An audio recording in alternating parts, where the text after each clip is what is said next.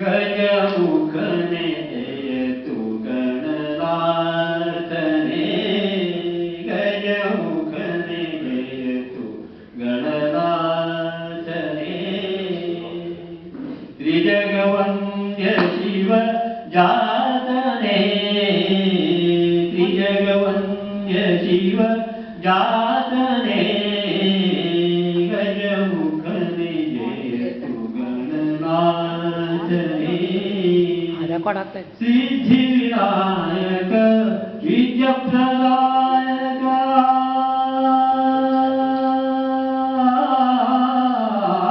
ಸಿದ್ಧಿವಿನಾಯಕ ವಿದ್ಯಪ್ರದಾಯಕ ಸಿದ್ಧಪುರಾಣನೆ ಪೂಜನೆ ಗಜಮುಖನೆ ಜಯತು ಗಣನಾಥನೇ ಗಜಮುಖನೆ ಜಯತು ಗಣನಾಥನೇ ಮಂಗಳ ಮಹಿಮನೆ ತುಂಗ ಸುದೇಹನೆ ಮಂಗಳ ಮಹಿಮನೆ ತುಂಗ ಸುದೇಹನೆ ಗಂಗಾಧರ ವಾರನೆ ಗಜಮುಖನೆ ಜಯತು ಗಣನಾಥನೇ ಗಜಮುಖನೆ ಜಯತು ಗಣನಾಥನೇ ಕ್ಲೇಶೋದ್ಧರ ವರ ಪಾಶಾಂಕುಶಧರ ಕ್ಲೇಶೋದ್ಧರ ವರ ಪಾಶಾಂಕುಶಧರ ನಾಶರಹಿತರ ವಿತೇಜನೆ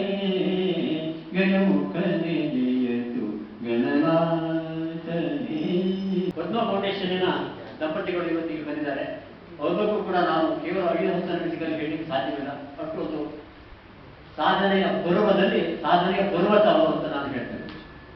ಯಾಕೆಂದ್ರೆ ಮನುಷ್ಯ ಜೀವನದಲ್ಲಿ ತನ್ನ ಬದುಕನ್ನು ಸಾರ್ಥಕಗೊಳಿಸಿಕೊಳ್ಳಲಿಕ್ಕೆ ಅಥವಾ ಏನೋ ಒಂದು ಕಮರ್ಷಿಯಲ್ ಆಗಿ ನಾನು ದೊಡ್ಡದಾಗಬೇಕು ದುಡ್ಡು ಮಾಡಬೇಕು ಅಥವಾ ಯಾವುದೋ ಒಂದು ತಂದೆ ಇರಬೇಕು ಅಂತ ಒಂದು ಮಾಡೋರೇ ಹೆಚ್ಚಾಗಿ ಕಾಣ್ತಾ ಇರುತ್ತೆ. ಯಾರಿಗೂ ಕಷ್ಟಪಡುವುದು ಬೇಡ, ನಷ್ಟ ಆಗುವುದು ಬೇಡ. ಕಷ್ಟಗಳನ್ನು ಯಾರು ಇಷ್ಟಪಡುವುದಿಲ್ಲ. ಆದರೆ ನನಗೆ ಕಷ್ಟ ಆಗುವುದಿಲ್ಲ. ನಾನು ಇಷ್ಟವಾಗಿ ಪ್ರಾಣಿ ಸೇವೆಯನ್ನು ಮಾಡ್ತೇನೆ. ಇಷ್ಟಪಟ್ಟ ಪ್ರಾಣಿಗಳನ್ನು ಸಂಗ್ರಹಣೆ ಮಾಡಿ ಆ ಪ್ರಾಣಿ ಸೇವೆಯನ್ನು ಮಾಡ್ತಾ ಇದ್ದಾರೆ. ಅಷ್ಟೇ ಅಲ್ಲ, ನನಗೆ ಇವರು ಕಂಡಾಗ ಆ ಆಶ್ರಮಕ್ಕೆ ಅವರ ಫೌಂಡೇಶನ್ಗೆ ಹೋಗುವಾಗ ನಾನೊಂದು 3 ತಾಸು ನಿಂತಿದ್ದೆ. ಅವರು ಮಾಡುವ ಕೆಲಸ, ಅವರು ಮಾಡುವ ಸೇವೆ, ಅವರು ಆ ಪ್ರಾಣಿ ದಯೆ, ಅವರ ಪ್ರಾಣಿ ದಯೆ ಮೇಲಿಟ್ಟುವಂಥ ಪ್ರೀತಿ ಇದೆ ನೋಡಿ ನಾನು ಮೂಗು ವಿಶ್ವಾಸ ಆಗ್ಬೇಕಾದ್ರೆ ಅವರು ನಾವು ಒಟ್ಟಿಗೆ ದನಗಳನ್ನು ಸಾಕ್ತೇವೆ. ಎಷ್ಟು ಮನೆ ದನಗಳನ್ನು ಸಾಕ್ತಾರೆ ಈಗೆಲ್ಲ ಕಡಿಮೆ ಮಾಡ್ತಾರೆ, ಸ್ವಲ್ಪ ಸಾಕ್ತಾ ಇದ್ದಾರೆ. ಆದರೂ ಕೂಡ 500ಕ್ಕೂ 500 ಪ್ರಾಣಿಗಳಿವೆ ಅಂದ್ರೆ 350 ಪ್ರಾಣಿಗಳಿದ್ದಾರೆ. ದೇಶದಲ್ಲಿರುವ ಎಲ್ಲಾ ಪ್ರಾಣಿಗಳನ್ನು ಮಾಡಿದ್ದಾರೆ.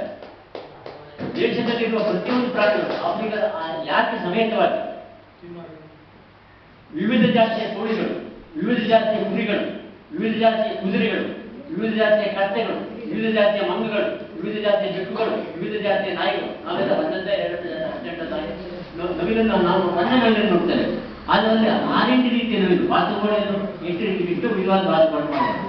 ಎಲ್ಲವನ್ನು ನೊಂದ ಪ್ರಾಣಿಗಳನ್ನ ತಗೊಂಡು ಮಾಡುವಂಥದ್ದು. ಯಾಕೆಂದ್ರೆ ಪ್ರಾಣಿ ಸಂಗ್ರಹ ಮಾಡಲಿಕ್ಕೆ ಸರ್ಕಾರದ ಪರ್ಮಿಷನ್ ಈಗಿಲ್ಲ. ಆದರೂ ಕೂಡ ಅವರು ತನ್ನ ಜೀವನಕ್ಕೆ ತನಗೆ ದೇವರು ಅಂದರೆ ಪ್ರಾಣಿ ಪೂಜೆ ಅಂತ ಹೇಳಿದ್ದಾರೆ. ಹಾಗಾಗಿ ಪೂಜಾ ಪ್ರಾಣಿ ಪೂಜೆಯನ್ನೇ ದಿನವೂ ಮಾಡ್ತಾ ಇರ್ತಾರೆ. ಅವರ ಗಾಯಗಳನ್ನು ಒರೆಸುವುದು, ಅವರ ಗಾಯಗಳನ್ನು ನೋಡುವುದು, ಆ ಬೇಸಿಗೆಯನ್ನೆಲ್ಲ ತೆಗೆಯುವುದು ಅವರೇ ಮಾಡ್ತಾ ಇದ್ದಾರೆ. ಒಂದು ಕೂಲಿಗಳನ್ನ ಇಷ್ಟೊಂದು ಕೂಲಿಗಳ ಅಂತ ಕೆಲಸ ಸಿಗ್ತಾನೆ ಇಲ್ಲ. ಆದ್ರಿಂದ ಈಗಾಗಲೇ ನಾನು ಫೋನ್ ಮಾಡ್ತಾರೆ, ಅವನ ನಾಯಿ ಬಂದು ಆ ನಾಯಿಗಳನ್ನು ಸಿದ್ಧ ಮಾಡ್ತಾ ಇದ್ದಾನೆ ಅಂತಾರೆ. ಪುಣ್ಯಾತ್ಮರೇ ಇವತ್ತಿನ ಕಾರ್ಯಕ್ರಮ ಸನ್ಮಾನ ಹೇಗೆ ಬನ್ನಿ ಅಂತ ಹೇಳಿ ಅಷ್ಟು ದಿನ 24 ಗಂಟೆ ಫೋನ್ ಮಾಡಿ. ಆದ್ರೆ ಯಾರೇ ಫೋನ್ ಮಾಡಿದ್ರು ಕೂಡ ಫೋನ್ ಇರ್ತಾರೆ. ಅಷ್ಟು ವಿಧಿಲಿದ್ದು ಕೂಡ ಕರೆ ಮಾಡ್ತೇನೆ ಅಂತ ಹೇಳ್ತಾರೆ. ಕೆಲವು ಜನಕ್ಕೆ ಇರ್ತಾರೆ, ಕೆಲವೊಂದು ಸಣ್ಣ ಅಧಿಕಾರಿದ್ರೆ ನಾನು ಕೆಲಸದಲ್ಲಿ ಇದ್ದರೆ ನೀವು ಪದೇ ತೊಂದರೆ ಕೊಡಬೇಡಿ ಅಂತ ಇಲ್ಲ. ಅಷ್ಟು ಸೌಜನ್ಯಯುತವಾಗಿ ಪ್ರತಿಯೊಬ್ಬರು ಫೋನನ್ನು ರಿಸೀವ್ ಮಾಡ್ತಾರೆ ಆ ದಂಪತಿಗಳು. ಮತ್ತೆ ಪ್ರಾಣಿಗಳ ಪ್ರೀತಿ, ಅವರು ಪ್ರಾಣಿಗಳ ಅಧಿಕಾರಿ ಹೇಳ್ತಾರೆ ವಿಶ್ವವಿಭೂತಿ ಭೌತಿ ಅಂತ ಹೇಳ್ತಾರೆ. ಉಪಕಾರ ಸ್ಮರಣೆಯಲ್ಲಿ ಪ್ರೀತಿ ಕರುಣೆಯಲ್ಲಿ ಪ್ರಾಣಿಗಳ ಬದುಕಲು ಕೆಲ ಜನರು ಬದುಕಿರು ಅಂತ ಹೇಳಿ ಅವ್ರು ಹೇಳ್ತಾರೆ. ಹಾಗಾಗಿ ಆ ಪ್ರಾಣಿಗಳಿಗಿರುವ ದಯೆಯನ್ನು ನೋಡಿ ನಾನು ಆ ಪ್ರಾಣಿ ದಯಾ ಸಂಘವನ್ನು ನಾನು ನಡೆಸ್ತಾ ಇದ್ದೇನೆ. ಪ್ರಾಣಿ ಹ್ಯುಮ್ಯಾನಿಟಿ ದಯೆ, ನಾವು ಧರ್ಮದ ರಕ್ಷತೆ ಅವರು ನಾವು ರಕ್ಷಣೆ ಮಾಡಿ ಅವ್ರು ನಮ್ಮನ್ನು ರಕ್ಷಣೆ ಮಾಡ್ತಾರೆ ಅಂತ ಹೇಳೋದಕ್ಕೆ ನಾವು ಯಾವಾಗಲೂ ಮಾತಾಡ್ತಾರೆ. ಹಾಗಾಗಿ ಅವರಿಗೆ ಹೃತ್ಪೂರ್ವಕವಾದ ಸ್ವಾಗತವನ್ನು ಬಯಸ್ತೇನೆ, ಅಭಿನಂದನೆ ಹೇಳ್ತೇನೆ. ಮತ್ತೆ ನನಗೆ ಆ ಆಶ್ರಮಕ್ಕೆ ಕಂಡಾಗ ಅವರಿಗೆ ಹೂಗಳನ್ನು ಕೊಟ್ಟು ಸ್ವಾಗತಿಸ್ತಾ ಇದ್ದೇನೆ.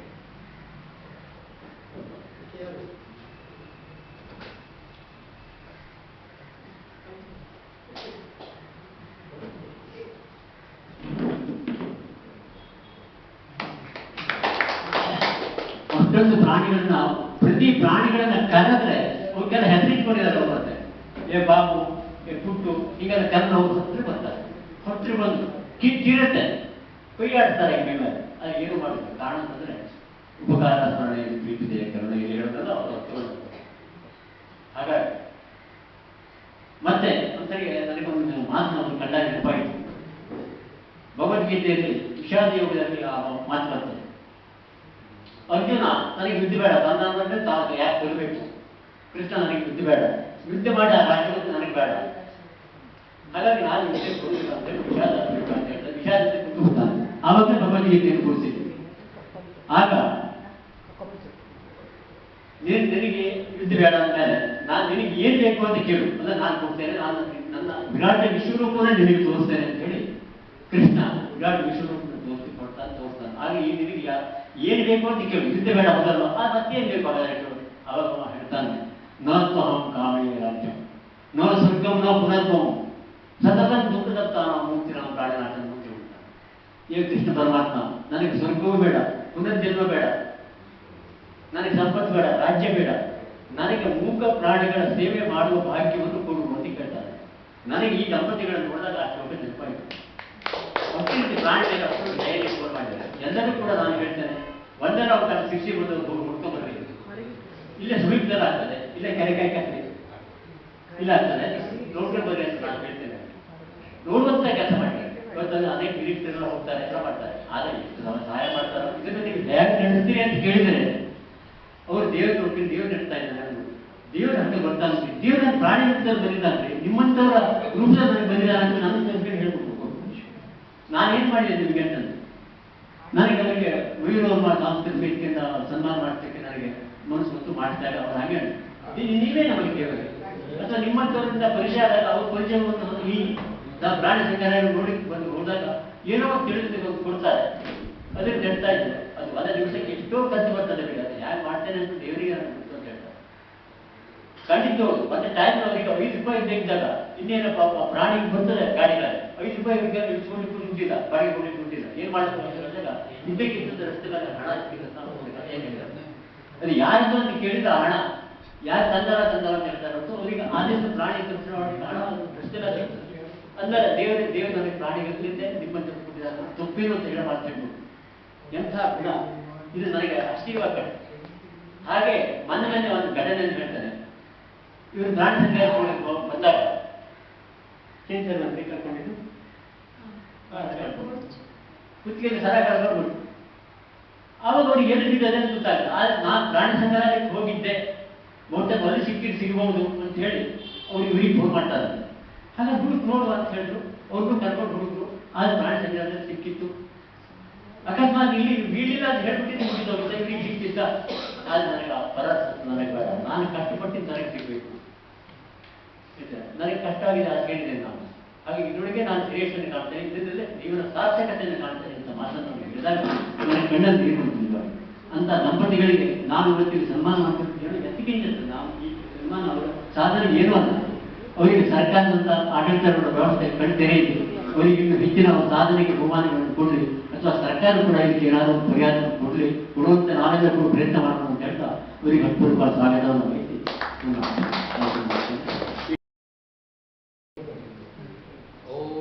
ಆವಂತಿ ವಿತನ್ವಾನ ಕುರ್ಮಾಣಾಚೀರಮಾತ್ಮನಃ ಆಸಾಗೋಸಿ ಮಮತಾವಶ್ಚ ಅನ್ನಪಾನೇ ಚ ಸರ್ವದಾ ತಥೋ ಮೇ ಶ್ರಿಯಮಾವಹ ಓಮಶಾಂ ಪಶುಭಿಃ ಸಹ ಸ್ವಾಹಾ.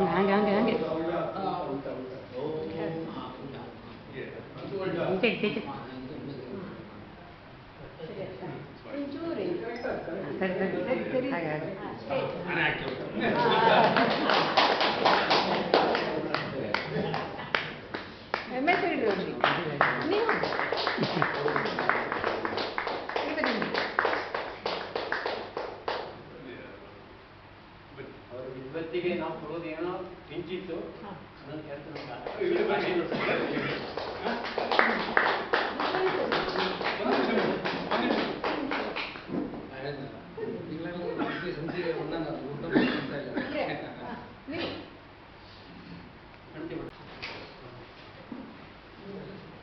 ಎಲ್ಲ ಹಿರಿಯರಿಗೂ ನನ್ನ ನಮಸ್ಕಾರಗಳನ್ನ ತಿಳಿಸ್ತಾ ನಮ್ಮ ಇವತ್ತು ಸೇವೆಯನ್ನ ಗುರುತಿಸಿ ನಮಗೆ ಸನ್ಮಾನ ಮಾಡುವುದರ ಮೂಲಕ ನಮಗೆ ಪ್ರೋತ್ಸಾಹಿಸಿದ್ದಕ್ಕೆ ಗಾಯತ್ರಿ ಗೆಳೆಯರ ಬಳಗ ಇವರಿಗೆ ತುಂಬಾನೇ ತುಂಬುರುಳಿದ ಧನ್ಯವಾದಗಳನ್ನ ತಿಳಿಸೋದಕ್ಕೆ ಇಷ್ಟಪಡ್ತೀನಿ.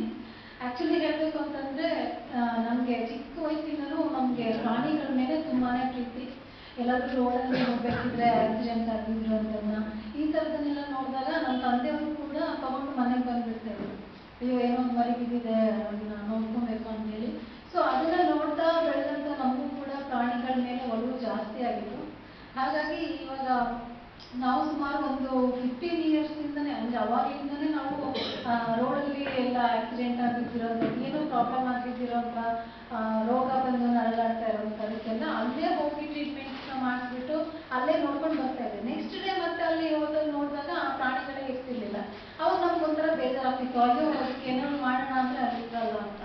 ಸೊ ಅವಾಗ ಏನು ಮಾಡಿದ್ವಿ, ನಮ್ಮದೇ ಒಂದು ಜಾಗದಲ್ಲಿ 2 ಎಕರೆ ಜಾಗದಲ್ಲಿ ಪ್ರಾಣಿಗಳ ಅನಾಥಾಶ್ರಮವನ್ನ ಶುರು ಮಾಡಿದ್ವಿ. ಒಂದು 9 ವರ್ಷದಿಂದ ಸ್ಟಾರ್ಟ್ ಮಾಡ್ಕೊಂಡು ಬರ್ತಾ ಇದ್ದೇವೆ.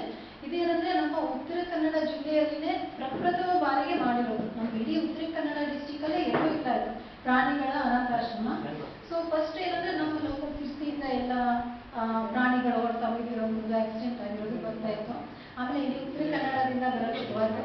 ಆಮೇಲೆ ಇಡೀ ಕರ್ನಾಟಕದಿಂದ ಎಲ್ಲ ಬರಕ್ಕೆ ಶುರುವಾಯಿತು. ಮತ್ತೆ ಇವಾಗ ಆಲ್ ಓವರ್ ಇಂಡಿಯಾದಿಂದ ಕೂಡ ಎಲ್ಲೇ ಪ್ರಾಣಿಗಳಿಗೆ ಏನಾದ್ರು ಪ್ರಾಬ್ಲಮ್ ಆಯಿತು ಅಂತ ಅಂದ್ರೆ ನಮ್ಮ ಅನಿಮಲ್ ರೆಸ್ಕ್ಯೂ ಸೆಂಟರ್ನ ಸಿರ್ಸಿನ ಹುಡ್ಕೊಂಡು ಬರ್ತಾ ಇದ್ದಾರೆ.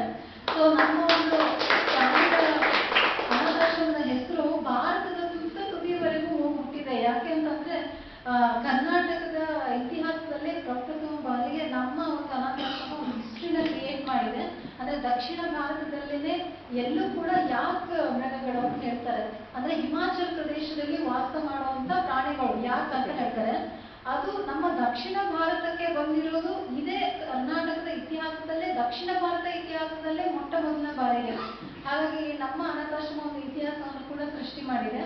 ಅಲ್ಲಿ ಪ್ರಾಬ್ಲಮ್ ಆಗಿರುವಂತ ಯಾಕ್ಗಳು ಅದು ತುಂಬಾ ಏಜ್ ಆಗಿ ಸ್ವಲ್ಪ ಪ್ರಾಬ್ಲಮ್ ಆಗಿರೋದು. ಅವರು ನಾವು ಲಾಸ್ಟ್ ಟೈಮ್ ಅಲ್ಲಿ ವೆಕೇಶನ್ ಹೋದಾಗ ನಮ್ಮ ಅನಾಥಾಶ್ರಮ ನಾವು ಮಾಡುವಂತ ಕೆಲಸ ನೋಡ್ಬಿಟ್ಟು, ನಿಮ್ಗೆ ನಾವು ಬೇರೆ ತರ ನಮ್ಗೆ ಹೆಲ್ಪ್ ಮಾಡ್ಲಿಕ್ಕಂತೂ ಆಗಲ್ಲ, ನಾವು ಸ್ವಲ್ಪ ಬಡವರಿದ್ದೇವೆ, ಬಟ್ ನಮ್ಮ ಇಲ್ಲಿಯ ಪ್ರಾಣಿಗಳಾಗಿರುವಂತ ಯಾಕ್ನ ನೀವು ತಗೊಂಡೋಗಿ ನಿಮ್ಮ ಅನಾಥಾಶ್ರಮದಲ್ಲಿ ಇಟ್ಕೊಳ್ಳಿ.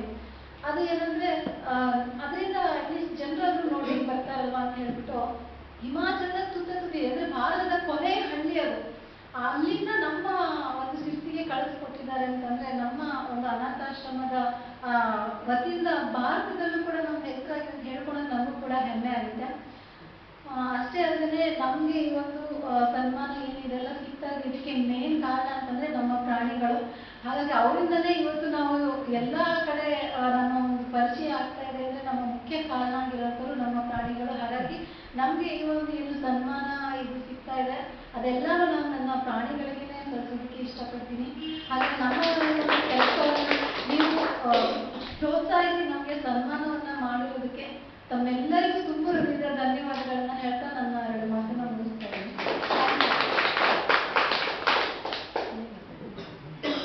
ಮಾತಾಡಿ, ಇವ್ರಿಗೆ ಮಾತಾಡಿ, ಮಾತಾಡಿ.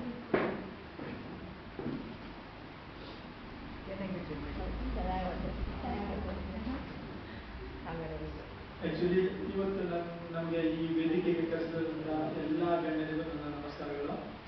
ಸೊ ಆಕ್ಚುಲಿ ನಾವಿವತ್ತು ಬೇಗನೆ ಬರಬೇಕು ಅಂತ ತುಂಬಾನೇ ಅನ್ಕೋತಾ ಇದ್ವಿ. ನಾವು ಮಾಡ್ತಿರೋ ಕೆಲಸ ಏನಂದ್ರೆ ಅದು ಯಾವ ಟೈಮಿಗೆ ಏನಿರುತ್ತೆ ಅಂತ ಹೇಳಿಕ್ ಬರಲ್ಲ. ಅಂದ್ರೆ ಎಲ್ಲ ರೋಡಲ್ಲಿ ಬಿದ್ದಿರೋಂಥ ಪ್ರಾಣಿ ಪಕ್ಷಿಗಳನ್ನ ನಮ್ಮ ಹತ್ರ ತಂದು ಕೊಡ್ತಾರೆ. ಅದನ್ನ ನಾವೇ ತಂದು ಇಟ್ಕೊಂಡು ಅವಕ್ಕೆ ರೆಡಿ ಮಾಡಿ ನಮ್ಮಲ್ಲೇ ಸಾಕ್ತಾ ಇದ್ದೇವೆ. ಸೊ ಹಾಕೊಂಡು ಈಗ ಅದ್ರ ಬಗ್ಗೆ ಡೀಟೇಲ್ಸ್ ಹೇಳ್ಬೇಕಂತ ಇಲ್ಲ, ಮಿಸಸ್ ಹೇಳಿದ್ದಾರೆ. ಇವಾಗ ಆಲ್ರೆಡಿ ಏನಂದ್ರೆ ನಿನ್ನೆಯಿಂದ ಒಂದು ಪ್ರಾಬ್ಲಮ್ ಸ್ಟಾರ್ಟ್ ಆಗಿತ್ತು. ಅಂದ್ರೆ ಸಿದ್ದಾಪುರದಲ್ಲಿ ಯಾರೋ ಒಬ್ರು ಒಂದು ನಾಯಿ ಮರಿಗಳು ಹುಟ್ಟಿ ಒಂದು 2 days ಆಗಿದೆ ಅಷ್ಟೇ, 6 ಮರಿಗಳಿದೆ. ಅದನ್ನ ಕವರಲ್ಲಿ ಕಟ್ಬಿಟ್ಟು ಅದನ್ನ ಹೊತ್ತಾಕ್ತಿದ್ದಾರೆ.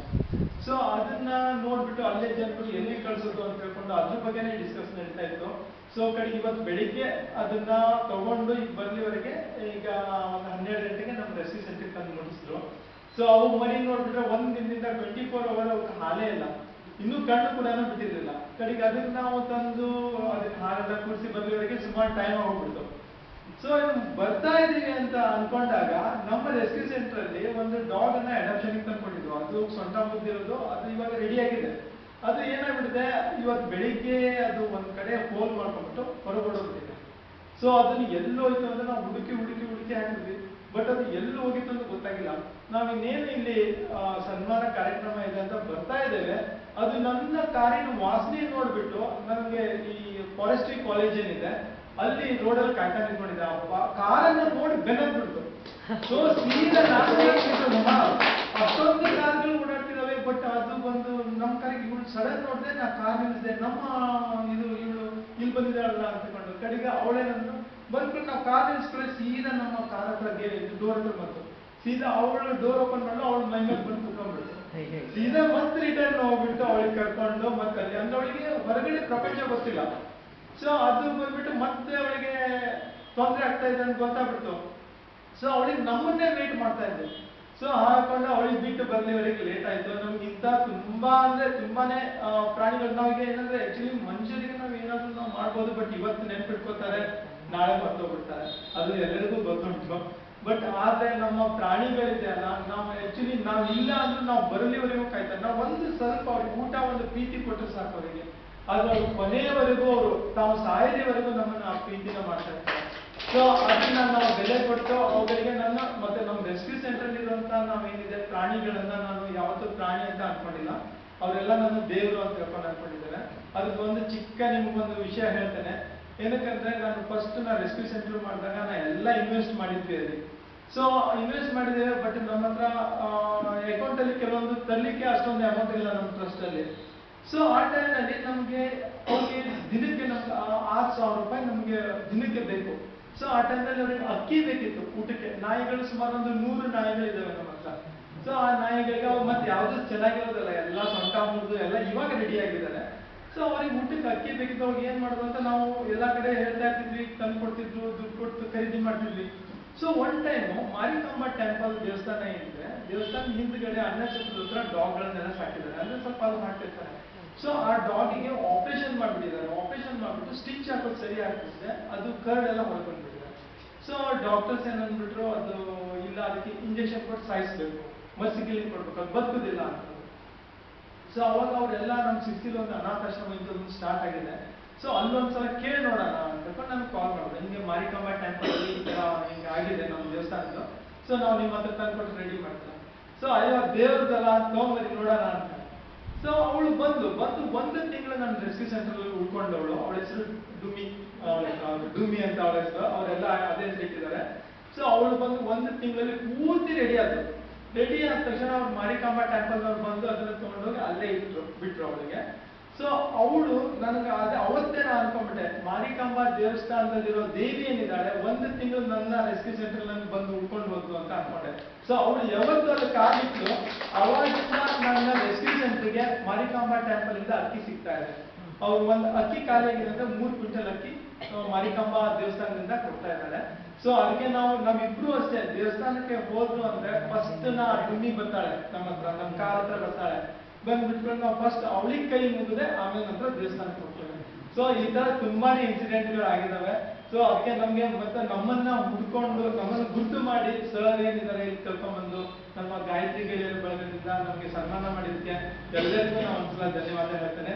ಸೊ ಎಲ್ಲರೂ ಒಂದ್ಸಲ ನೀವು ಆದ್ರೆ ಫ್ರೀ ಇದ್ರೆ ಒಂದ್ಸಲ ನಮ್ಮ ರೆಸ್ಕ್ಯೂ ಸೆಂಟರ್ಗೆ ಬಂದು ವಿಸಿಟ್ ಮಾಡಿ ಅಂತ ನಾನು ಕೇಳ್ಕೊತೇನೆ. ಮೂಲ ಕಾರಣರಾದ ಉಪನ್ಯಾಸ ನೀಡಿದವರಿಗೆ ಸನ್ಮಾನಿತರಿಗೆ ಸ್ವತಃ ಸ್ವಂತ ಖರ್ಚಿನಿಂದ ಸಂಭಾವನೆ ನೀಡಿದ ಆಮಂತ್ರಣ ಪತ್ರಿಕೆ ಮತ್ತು ಸನ್ಮಾನ ಪತ್ರವನ್ನು ನೀಡಿ ಎಲ್ಲ ರೀತಿಯಿಂದಲೂ ಸಹಕರಿಸಿದ ಕಾರ್ಯಕ್ರಮ ಸಂಘಟನೆಗೆ ಪ್ರಾರ್ಥನೆ, ಗೀತೆ ಹಾಡಿ ಅಚ್ಚುಕಟ್ಟಾಗಿ ಕಾರ್ಯಕ್ರಮ ನಿರ್ವಹಣೆ ಮಾಡಿದ ನಮ್ಮ ಆತ್ಮೀಯ ಶ್ರೀ ವಿಜಿ ಭಟ್ ಕೊಪ್ಪಲಕೋಟ್ ಅವರಿಗೆ ವಂದನೆಗಳು. ಈ ಕಾರ್ಯಕ್ರಮದಲ್ಲಿ ಜಯಪ್ರಕಾಶ್ ಅಪ್ಪು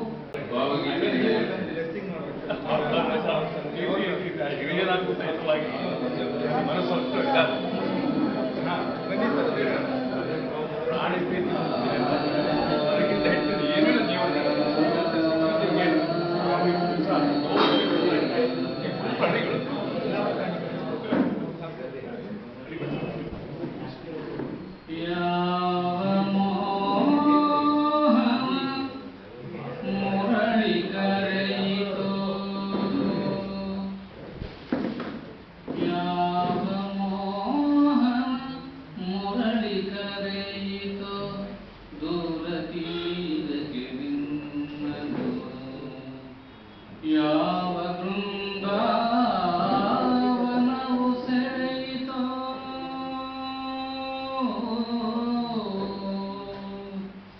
ಯಾವ ಬೃಂದಾವನವು ಸೆಳೆಯಿತೋ ನಿನ್ನ ಮಣ್ಣಿನ ಕಣ್ಣನು ನಿನ್ನ ಮಣ್ಣಿನ ಕಣ್ಣನು ಯಾವ ಮೋಹನ ಮುರಳಿ ಕರೆಯಿತೋ ದೂರ ತೀರಕ್ಕೆ ನಿನ್ನನು ಯಾವ ಮೋಹನ ಮುರಳಿ ಕರೆಯಿತೋ ದೂರ ತೀರಕ್ಕೆ ನಿನ್ನನು ಯಾವ ಬೃಂದಾವನವು ಸೆಳೆಯಿತೋ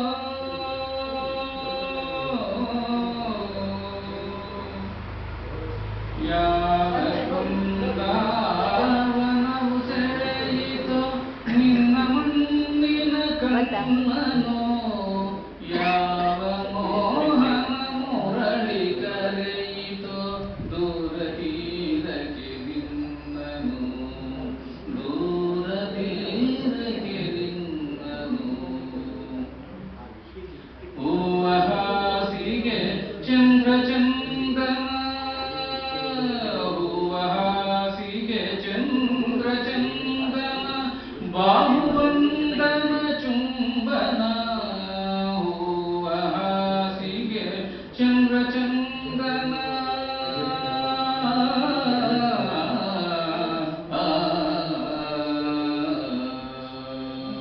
ಹೂವ ಹಾಸಿಗೆ ಚಂದ್ರ ಚಂದನ ಹೂವ ಹಾಸಿಗೆ ಚಂದ್ರ ಚಂದನ ಬಾಹುಬಂಧನ ಚುಂಬನ